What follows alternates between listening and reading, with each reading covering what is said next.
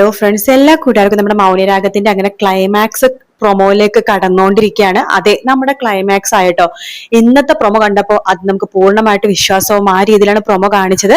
എന്താന്ന് വെച്ച് കഴിഞ്ഞാൽ നമ്മുടെ പ്രകാശൻ ഇങ്ങനെ കാർത്തികോട് ചോദിക്കുന്നുണ്ട്, നിങ്ങളുടെയൊക്കെ മുഖഭാവവും സംസാരിക്കുന്നതൊക്കെ കാണുമ്പോൾ എനിക്കെന്തോ പേടിയാവുന്നത്, ടെൻഷൻ ആവുന്നു, ആർക്കെങ്കിലും എന്തെങ്കിലും അപകടം പറ്റിയത് കൊണ്ടിട്ടാണോ നിങ്ങൾ ഇങ്ങനെയൊക്കെ മൂഡ് ഔട്ട് ആയി ഇരിക്കണതെന്ന് പ്രകാശൻ ചോദിക്കുമ്പോൾ കാർത്തിക പറയണ്ട, അച്ഛാ അങ്ങനെ ഒരു കുഴപ്പമില്ല അച്ഛാ, എല്ലാം അച്ഛന്റെ തോന്നലാണ് മോളെ, സത്യം വേണം, അച്ഛനെ തൊട്ട് നീ സത്യം ചെയ്യണം, ആർക്കും ഒരു കുഴപ്പമില്ലെന്ന് എന്ന് പറയുമ്പോ കാർത്തിക പൊട്ടിക്കരയാണ്. എന്താ മോളെ, എന്താ പറ്റിയത്, കല്യാണി മോൾക്കാണോ അപകടം പറ്റിയത് എന്ന് പ്രകാശ് ചോദിക്കുമ്പോ അതേ അച്ഛാ, അവൾക്ക് അപകടം പറ്റി.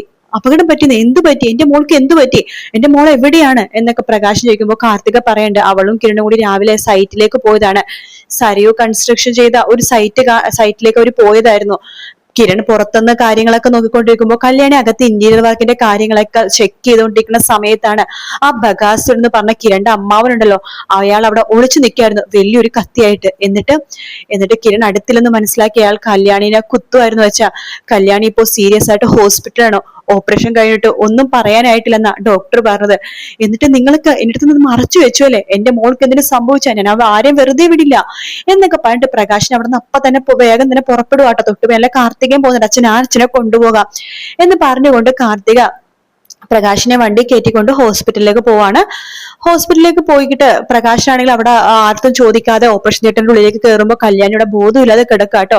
മോളെ കല്യാണി, അച്ഛനാടി വിളിക്കണത്, ആണ് വിളിക്കണത്, മോളെ കല്യാണി കണ്ണു തുറക്ക്, ദേ അച്ഛനാണ്, നോക്ക്, അച്ഛനെ വിഷമിപ്പിക്കലട്ടാ, അച്ഛന് ഹാർട്ട് അറ്റാക്ക് ഒക്കെ വന്നതാണ്, മോളിങ്ങനെ വിഷമിപ്പിച്ച അച്ഛന് അസുഖം കൂടില്ലേ, കണ്ണു തുറക്ക് മോളെ എന്ന് പറയാണ്. അവിടേക്ക് സിസ്റ്റർ വരുന്നുണ്ട്. നിങ്ങൾ ആരാ അകത്ത് കയറ്റി വിട്ടത്?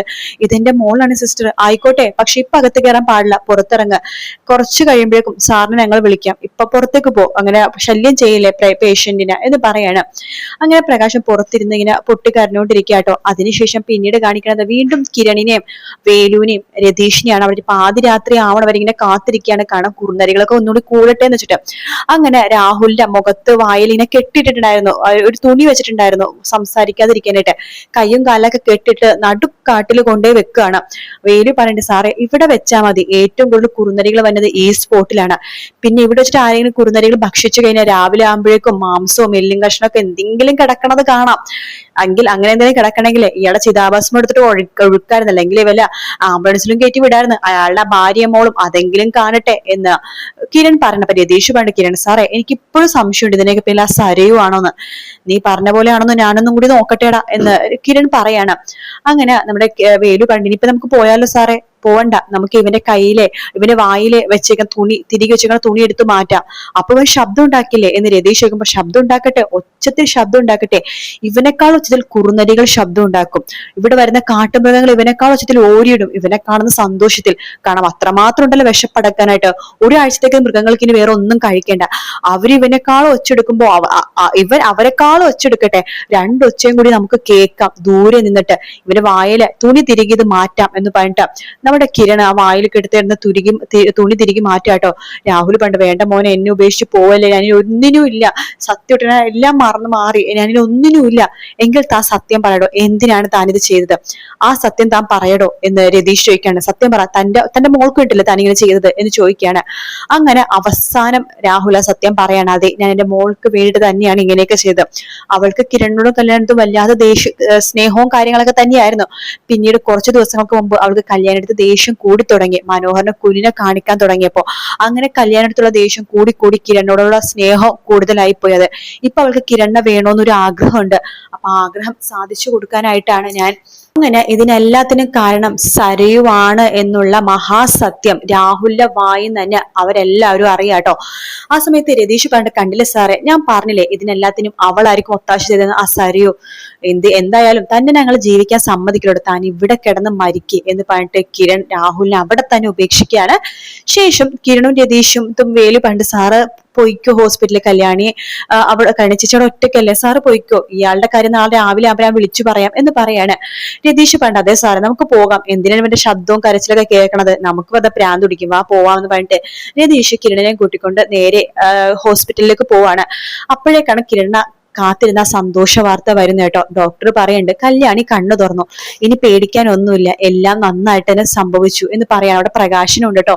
പ്രകാശനെ കാണുമ്പോ കിരൺ വേഗം പോയി കെട്ടിപ്പിടിക്കാണ്. കിരണിന്റെ പറയുന്നുണ്ട് മോനെ ഒന്നും പേടിക്കണ്ട, കല്യാണിക്ക് ഒരു കുഴപ്പമില്ല, ദൈവത്തിന്റെ മോളാണ് അവൾക്ക് എന്തെങ്കിലും സംഭവിക്കോ എന്നൊക്കെ പ്രകാശനും പറയാണ്. ശേഷം എനിക്ക് കല്യാണിനെ കാണണം എന്ന് കിരൺ ഡോക്ടറോട് പറയുമ്പോൾ ഡോക്ടർ പറയുന്നുണ്ട് കേറി കണ്ടോ എന്ന് പറയാണ്. അങ്ങനെ കിരൺ കല്യാണിനെ കാണാൻ വേണ്ടി അകത്തേക്ക് കയറുവാട്ടോ. അകത്തേക്ക് കയറുമ്പോഴേക്കും കല്യാണി പതുക്കെ കണ്ണ് തുറക്കുന്നുണ്ട്. കിരണേട്ട എന്ന് വിളിക്കുമ്പോ കല്യാണി നിനക്കൊന്നും സംഭവിച്ചില്ലല്ലോ അല്ലെ, ഞാൻ ആകെ തകർന്നു പോയി കല്യാണി, നീ പേടിക്കണ്ട, നിന്നെ കുത്തി ആ ബകാസുരനെ തീർത്തു കല്യാണി. കിരണേട്ടൻ എന്താ പറയണത്? അതേ കല്യാണി, അയാളെ ഞാനും രതീഷും വേലും കൂടി കാടിന്റെ നടുക്ക് കൊണ്ട് കെട്ടിയിട്ടു. ദേ ഇപ്പൊ കുറച്ചു മുമ്പ് വേലു എന്നെ വിളിച്ചിരുന്നു, അവന് മൃഗങ്ങൾ കൊത്തി തിന്നു എന്ന് പറയാനായിട്ട്. മൃഗങ്ങൾ ഭക്ഷിച്ചു, അവന്റെ എല്ലും തുള്ളും കഷ്ണം മാത്രമേ അവിടെ ഉള്ളൂ. ഇനി സത്യമാണ് കിരണേട്ടൻ ഈ പറയണത്. അതെ, അവന്റെ എന്തായാലും അവശിഷ്ടം എന്താണെങ്കിലും കുഴപ്പമില്ല, അവനെ ഞാൻ ആംബുലൻസിൽ കയറ്റി ഇങ്ങോട്ട് പറഞ്ഞയച്ചിട്ടുണ്ട്. അത് നേരെ വരെ നമ്മുടെ അച്ഛന്റെ അമ്മയുടെ വീട്ടിലേക്കായിരിക്കും. എന്തായാലും അമ്മയുടെ ആങ്ങളല്ലേ, ചടങ്ങുകളും കാര്യങ്ങളൊക്കെ നടക്കട്ടെ, അവന്റെ ചെറിയ എന്തൊക്കെ എല്ലും കഷ്ണവും കാര്യങ്ങൾ കിട്ടിയിട്ടുണ്ട്, അത് അവര് സഞ്ചയത്തിന് ഇതാക്കട്ടെ എന്നൊക്കെ പറയണം. ഇനി നമുക്ക് ഒന്നും പേടിക്കാനില്ല, അയാൾ മരിച്ചപ്പോ തന്നെ നമ്മുടെ ജീവിതത്തിൽ നല്ല കാര്യങ്ങളൊക്കെ സംഭവിക്കാൻ തുടങ്ങി. ഇനി ഒരാൾക്ക് കൂടി എനിക്ക് പണി കൊടുക്കാനുണ്ടെന്ന് പറയണം. അത് ആർക്കാണ് കിരണേട്ടാ? അതൊന്നും നീ ഇപ്പൊ അറിയണ്ട, ഞാൻ എല്ലാം വേണ്ട പോലെ ചെയ്തോളാം, നീ റെസ്റ്റ് എടുക്ക് കേട്ടോ എന്ന് പറഞ്ഞിട്ട് കിരൺ അവിടെ നിന്ന് പോവാണ്. ശേഷമാണെങ്കിൽ പുറത്തിറങ്ങിയ കിരൺ ആണെന്നുണ്ടെങ്കിൽ നമ്മുടെ രതീഷിനോട് പറയുന്നുണ്ട് ഇനി പണി കൊടുക്കേണ്ടത് സരയൂനെയാണ്. സരയൂന് എന്ത് പണിയാണ് സാർ ഉദ്ദേശിക്കുന്നത്? അവൾക്ക് എന്തായാലും ഇതൊക്കെ കണ്ടും കേട്ടും ഇതാകുമ്പോൾ തന്നെ മനസ്സ് മടുത്തിട്ടുണ്ടാവും. അവൾ ജീവിതം അവസാനിപ്പിക്കാൻ വേണ്ടി തീരുമാനിക്കുന്ന കാര്യത്തിൽ ഒരു സംശയമില്ല. അതുകൊണ്ട് അവളെ ഭ്രാന്താശുപത്രി കൊണ്ടുവിടാം. അത് നന്നായി സാറേ, അവൾ മെന്റൽ ഹോസ്പിറ്റലിൽ ഇനി കിടക്കട്ടെ, ഇനിയുള്ള കാലം അവൾ അവിടെ കിടക്കട്ടെ എന്ന് രതീഷ് പറയാണ്. കിരൺ പറയുന്നുണ്ട് അതെ രതീഷ് പറയുന്നുണ്ട് അത് മാത്രമല്ല സാറേ, അവളുടെ കുഞ്ഞെ പൊന്നു പോലെയാണ് നിങ്ങൾ നോക്കണത്, അത് തന്നെ വലിയ കാര്യമാണ്. പിന്നെ മനോഹർ അവൻ ഇനിയുള്ളൊരു ജീവിതം ജയിലിൽ തീർക്കട്ടെ. പിന്നെ വിക്രം അവൻ എന്തെങ്കിലും ചെയ്തോട്ടെ, എന്തായാലും ശത്രുക്കളൊക്കെ തീർന്നു, ഇനി നല്ല കാലമാണ് വരാൻ പോണത് എന്ന് രതീഷ് പറയുമ്പോൾ കിരൺ പറയട്ടെ അതേ രതീഷ്, എല്ലാ ശത്രുക്കളും ഒടുങ്ങി, ഇനി നല്ല കാര്യങ്ങൾ തന്നെയാണ് വരാൻ പോകുന്നത്, എൻ്റെ മനസ്സും പറയുന്നുണ്ട് എന്ന് പറയണം. അങ്ങനെ പിറ്റേ ദിവസം രാവിലെ സരയൂനോട് കിരൺ പറയുന്നുണ്ട് നീ എത്രയും പെട്ടെന്ന് അച്ഛൻ്റെ അമ്മയുടെ വീട്ടിലേക്ക് എത്തണമെന്ന് പറഞ്ഞ് വിളിക്കുകയാണ്. വേറെ ഒന്നും പറയുന്നില്ല. സരയു രാവിലെ തന്നെ രൂപയുടെ വീട്ടിലേക്ക് എത്താണ്. അപ്പോൾ രൂപയും ചന്ദ്രസേനും ഒന്നും കാര്യം അറിയില്ല. എന്താണ് മോനെ എന്താ കാര്യം ചോദിക്കുമ്പോൾ കിരൺ ഒന്നും പറയുന്നില്ല. നിങ്ങൾ നോക്കിക്കോ, ഒരു സർപ്രൈസ് ആണ് വരാൻ പോകുന്നത് മാത്രമേ പറയുന്നുള്ളൂ. രാവിലെ ഒരു 8 മണിയാകുമ്പോഴേക്കും ആ വീട്ടിലേക്ക് ഒരു ആംബുലൻസ് വരുവാണ്. ആംബുലൻസിൽ ആരാണെന്ന് അറിയുന്നില്ല. അപ്പോൾ സരയുവിന് ചെറിയ സംശയം തോന്നുന്നുണ്ട്. സരിയും ഷാരിയും അപ്പം തന്നെ ഓടി ആംബുലൻസിൻ്റെ അടുത്തേക്ക് പോകുമ്പോൾ ആംബുലൻസിൻ്റെ ഡ്രൈവർ ഡോറ് തുറന്ന് സാധനം പുറത്തേക്ക് എടുക്കുമ്പോൾ ഞെട്ടിപ്പോവാണ്. അതിലൊന്നുമില്ല. രാഹുലിന് പറയാനാ ഇത്രയും വലിയൊരാൾ ഇത്രയേ ഉള്ളൂ, അത് രാഹുലിൻ്റെ ഡെഡ് ബോഡിയാണെന്ന് അവർക്ക് മനസ്സിലാവണം തന്നെ. ആംബുലൻസിന് മുമ്പിൽ ഒരു ഫോട്ടോ വെച്ചിട്ടുണ്ട് രാഹുലിൻ്റെ, അതുകൊണ്ട് മാത്രമാണ് അത് രാഹുലാണെന്ന് പോലും മനസ്സിലാക്കേണ്ടത്. അത് കണ്ട് തകർന്നു പോവാണ് ഷാരിയും സരിയും. അവരുടെ അത്യാഗ്രഹത്തിനെയും അവരിത്രയൊക്കെ ഇതൊക്കെ ചെയ്തിട്ടും അവരുടെ ആ ഒരു അത്യാഗ്രഹത്തിന് കിട്ടിയ മറുപടിയാണ് മനസ്സിലാക്കി അവർ രണ്ടുപേരും തകർന്നു പോകുന്ന ഒരു ഭാഗമാണ് നമ്മളിനി ഈ വീക്കെൻഡിൽ കാണാൻ വേണ്ടി പോകുന്നുണ്ട്. അപ്പോൾ ഈ പ്രൊമോ കാണുമ്പോൾ നമുക്കൊരു കാര്യം മനസ്സിലാക്കാം, ഈ ആഴ്ചയും അടുത്ത ആഴ്ചയും കൂടി മാത്രമേ ഇനി നമ്മുടെ സീരിയൽ ഉണ്ടാവുള്ളൂ. കാത്തിരുന്ന് കാണാം ഫ്രണ്ട്സ്. വീഡിയോ ഇഷ്ടപ്പെട്ടാൽ ലൈക്ക് ചെയ്യുക, സബ്സ്ക്രൈബ് ചെയ്യുക, കമൻറ്റ് ചെയ്യുക. മറ്റൊരു വീഡിയോ കാണാം. Take care, bye bye.